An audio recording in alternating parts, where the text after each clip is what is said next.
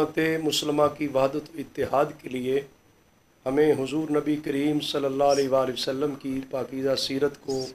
پڑھنا ہوگا، سمجھنا ہوگا، اور حضور نبی کریم صلی اللہ علیہ وسلم کی ذات گرامی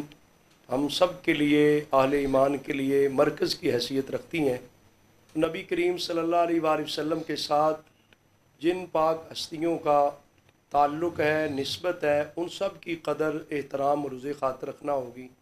حضور نبی کریم صلی اللہ علیہ وآلہ وسلم کی اہل بیت طہار کے وہ مقدس چشم و چراغ ہیں،